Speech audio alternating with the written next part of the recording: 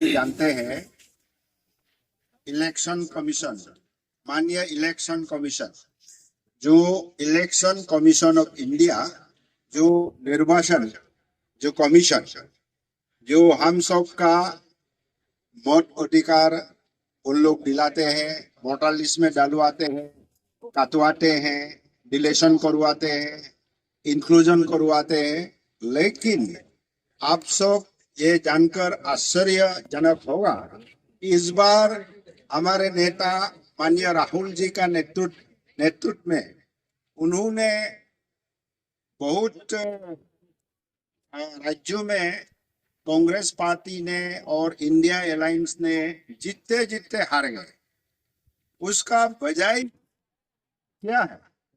बजाय ढूंढते ढूंढते आखिरकार वो कंक्लूजन में आ गया, उसका पता चल गया कि वोट उल्टा सीधा कर देते,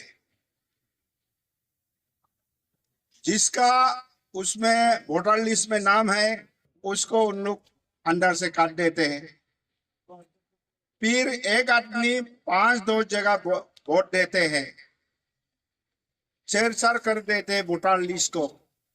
पहले हम कांग्रेस वालों ने ईमानदारी से काम कर रहा था, लेकिन अभी देखा गया उन लोग का जीतने का जो जादू है, वो वोटर लिस्ट को हेराफेरी किया गया। उसका खिलाफ में माननीय राहुल जी का नेतृत्व में पूरे हमारे इंडिया ब्लॉक, यानी कि उसमें 28-29 पार्टियां है, सब ने मिलकर छानबीन किया तो परिणाम निकाला, वोटर लिस्ट को गड़बड़ किया गया है। जहां कांग्रेस पार्टी और अन्य दल जो इंडिया ब्लॉक यानी कि विरोधी दल जो जीतते जीतते अंत में थोड़ी सी वोट से 100-150 वोट से हार जाते हैं, तो उसका बजाय ढूंढा गया तो बाद में देखा है तो वोटर लिस्ट उल्टा पुल्टा किया गया। एक आदमी 5-6 बार दिया और जो परिवार जीवित है उसको मर गया बोल के वो पूरा ये कर दिया, लेकिन देखा है तो पूरा परिवार जिंदा है, उसको उसका वोटर लिस्ट से हटवा दिया गया, प्रेजेंट भी किया गया। फिर बाद में उन लोग ने निकाल के नहीं, हम लोग मोरा नहीं, अभी तक जिंदा है, तो जिंदा का प्रमाण उन लोग ने देखा गया। तो ऐसे शेरशार उल्टा पुल्टा, क्योंकि उसमें उन लोग क्या करते, जानकारी लोग का नहीं करते। जो पिछड़े वर्ग के लोग हैं, जो मतलब फार्मर्स फैमिली है, जो काम करते हैं, खेती करते हैं, उन लोग को तो जानकारी नहीं है। जो अच्छा उन लोग पढ़ा लिखा नहीं, बस्ती वालों का छेड़छाड़ वोट कर देते, और ज्यादातर माइनॉरिटी वोट्स को उल्टा सीधा करते हैं, इधर का उधर फिर कटवा देते हैं। तो ये अन्याय हम लोग सहन नहीं कर सकता है, क्योंकि इस देश ये तो स्वतंत्र देश है, सब ने मिलकर मुश्किल से हम लोग को स्वाधीनता मिला। तो इसके लिए यहाँ इस देश को ब्रिटिशों को भगाने में सबका हकदार है। तो वोट देने में भी सबका हकदार होना चाहिए, लेकिन ऐसा अन्याय हो रहा है। तो इसका खिलाफ ये इलेक्शन कमीशन को, आप जागिए, इलेक्शन कमीशन, आपका आंखें खुलिए, मौन मत रखिए, तो किसी का कहने से उल्टा सीधा मत कीजिए। ये आज का जो ये मोमबत्ती जलाना, उसको हम लोग ये दिखा रहा है रास्ता। आप जगिए, अभी सोने का वक्त नहीं और वोट चोरी करने का वक्त नहीं है, क्योंकि वोट चोरी करेगा फिर ये इस देश में हानिकारक या देश का नुकसान होगा। हम सब यहाँ का सिटीजन है, लेकिन हम लोग का हकदार नहीं, तो ऐसे नहीं होना चाहिए। इसके लिए ये हम लोग ने आज मोमबत्ती जलाकर यहाँ प्रोसेशन किया कि इलेक्शन कमीशन को हम लोग बता रहे हैं कि आप जागिए, रेडी रहिए, किसी का वोट वोट काटिए, किसी का राइट जो संविधान में दिया गया उसको आप उल्लंघन मत कीजिए। तो इलेक्शन कमीशन नियम से कागज देना चाहिए। जो भी कोई पार्टी का नेता मांगते हैं तो वो दस्तावेज देना चाहिए, नहीं मिल रहा। या प्रिंट मीडिया में देना चाहिए, या उसको आप फोटो करके या डिजिटल में देना चाहिए। दे नहीं पा रहा है, नहीं नहीं, दे नहीं पा रहा है मतलब अंदर में कुछ काला है। काला है, गड़बड़िया है। तो उसको हम लोग हटाने के लिए ये आज पासीघाट बाजार में जो प्रोसेशन किया गया है, इससे बहुत मैसेज, अच्छा मैसेज जाएंगे। साथ ही साथ आप सबको बताना चाहूंगा, मैं अभी पूरे अरुणाचल प्रदेश का कांग्रेस पार्टी का अध्यक्ष हूँ, यानी कि स्टेट प्रेसिडेंट। ये ज्यादा दिन नहीं हुआ, 1 महीना सिर्फ हुआ। माननीय एआईसीसी अध्यक्ष मल्लिकार्जुन खड़गे जी, माननीय leader of the opposition Rahul Gandhi ji, माननीय प्रियंका गांधी जी और मैडम सोनिया गांधी जी और माननीय केसी वेणुगोपाल जी, सब ने मिलकर हमको उन्होंने ये जिम्मेवारी सौंपा गया कि आप अरुणाचल को अच्छी तरफ से लीड कीजिए, अरुणाचल को संगठन को आप मजबूत बनाइए। वहाँ क्या क्या विकास काम नहीं कर रहा है, या आदमी लोग को दुख तकलीफ कहीं भी कोई लोग पहुंचाता होगा, उसको आप देखिए और हम लोग को बताइए। मैं उस दिन माननीय राहुल जी से भी, वो पार्लियामेंट का भीतर था, लेकिन जब मैं आया उन्होंने उनका घर में बुलाकर हम दोनों बहुत देर तक बातचीत की और यहाँ का समस्या के बारे में हमने अच्छी तरह अवगत कराया। उन्होंने बहुत अच्छा पाया। और साथ ही साथ माननीय अध्यक्ष जी मल्लिकार्जुन खड़गे जी को भी मिला, वो भी leader of the opposition Rajya Sabha में है। उन्होंने भी उनका बांग्ला में हमको बुलाया और अच्छा से बात किया। तो यहाँ का बारे में क्या क्या हम लोग का यहाँ समस्या है, जैसे कि अरुणाचल प्रदेश स्टेटूट देते समय यहाँ आर्टिकल 371 एच के तहत या आधार पर क्या क्या कमियां हैं, उन्होंने उन सब को हमने अवगत कराया। उन्होंने आज भाषण दिया है कि हम लोग उसको बाद में ठीक कर देगा। तो क्योंकि हर पार्टियां अगर अपना नेता को दिल्ली में जाकर यहाँ का समस्या का बारे में, दुख तकलीफ का बारे में अगर बताएगा तो तब न उन लोग समझेगा। यहाँ ऐसे बैठने से तो नहीं समझेगा। तो यहाँ का आप सब का चिट्ठी को वहां पहुंचाना है, उन लोग को दिखाना है, समस्या को बताना है, तब न अरुणाचल प्रदेश डेवलप होगा। यह अरुणाचल डेवलप होगा तो किसका सुविधा होगा? हम सब का सुविधा होगा। जो व्यापारीगण यहाँ बैठे हैं, आपका बिक्री बाता होगा, यहाँ पैसा आएगा, विकास आएगा, तो आप सबका बिक्री बाता बढ़ेगा। अभी दिन भर बैठने का बावजूद भी कुछ बिक्री नहीं होता है। पैसा वहां से आता है तो कहाँ जाता है? ये भी छानबीन करने का विषय बनता है। तो आजकल विकास तो बहुत हो रहा है, लेकिन विकास इन से 7-10 लोग का पास ही जाता है, आम जनता का पास जाता नहीं है। ये हाथ पूरा ऊपर से हम लोग देख रहे हैं, को भी है इसे छोड़ देगा, लेकिन छोड़ा नहीं, वो करके रख दे गया और कहीं पॉकेट में डाल देता है। ये आजकल बहुत हो रहा है। कौन हो रहा है आप सबको पता है। क्यों तकलीफ हम सबको मिल रहा है आप सबको पता है। विकास का नाम में हम सबको लूट रहा है। यहाँ देखिए बड़ा बड़ा मकान बनाया, लेकिन पासीघाट का कोई कॉन्ट्रैक्टर को दिया नहीं दिया।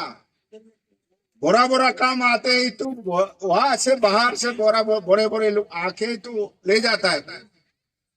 केंद्र सरकार थोड़ा मोड़ा हम लोग को पैसा देते, लेकिन उन लोग फिर उसको वापस ले जाते।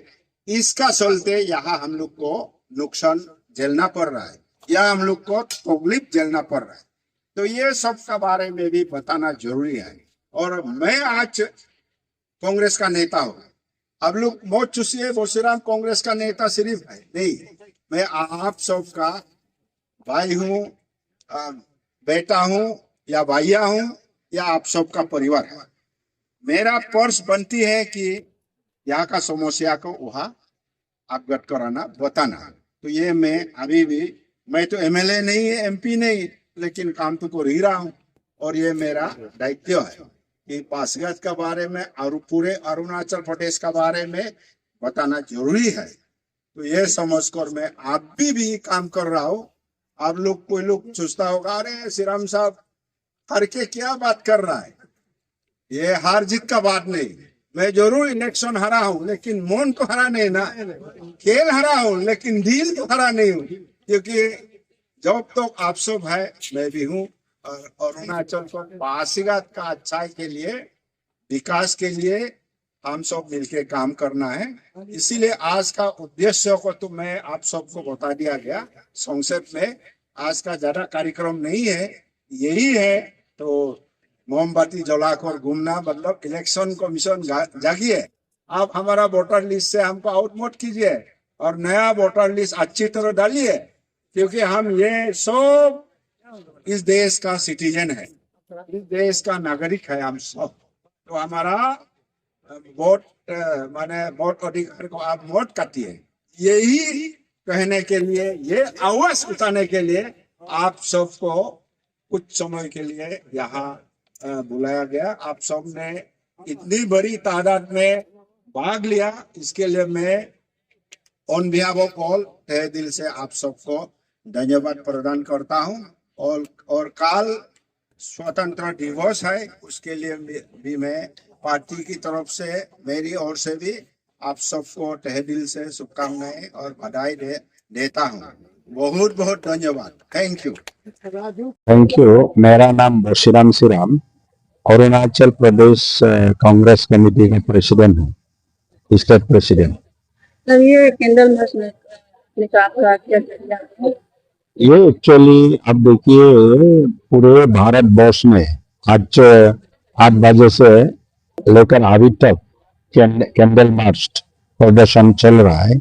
वजह यह है कि इलेक्शन कमीशन, माननीय इलेक्शन कमीशन,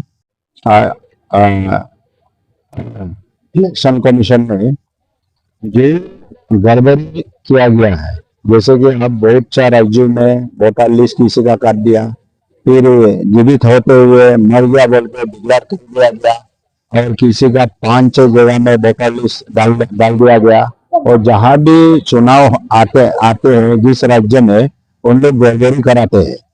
तो उसमें जैसे कि सार स्पेशल इंटेंसिव रिवीजन, वो तो ठीक है, लेकिन उसका माध्यम से बहुत गड़बड़ी करा रहा है कि उसमें डिलेशन, इंक्लूजन, जो जेन्युइन सिटीजन है भारत का, जो असली जो सिटीजन है, उन सबको भी हटा देते हैं। फिर किसी को अनजान में डिलेशन कर देते हैं, और अचानक ऐसा इलेक्शन का जो परसेंटेज, जो वोटर लिस्ट बढ़ जाता है, लेकिन नियम का मुताबिक इतना नहीं बढ़ना चाहिए, कुछ परसेंटेज बढ़ना चाहिए। उन लोग इलाके में उसमें वोट दिया जाता है ताकि चुनाव जीतने के लिए, गड़बड़ी कराने के लिए, ये सब के लिए हमने आज कैंडल जलाकर प्रोसेसन किया गया है, ताकि ये हमारे देश के लोगों को माने जागरूकता कराने के लिए कि इलेक्शन कमीशन बहुत गड़बड़ कराते हैं, और इलेक्शन कमीशन में बहुत गड़बड़ियां है, और किसी का ये रूलिंग पार्टी का कहने पर करते हैं ये सब काम। अगर ऐसे होता है तो हमारे वोट अधिकार, वोटिंग राइट को आप चोरी कर देगा तो हमारा राइट कहाँ रहेगा। और जो अगर चोरी करके सत्ता में बैठते हैं, हम लोग का कहना है आप सत्ता छोड़ दीजिए, क्योंकि आप चोरी करके बैठे हैं तो आप मौत देती है उसमें, क्योंकि डेमोक्रेटिक राइट को किसी का डेमोक्रेटिक राइट को छीन के ले जाना ये अच्छा नहीं है।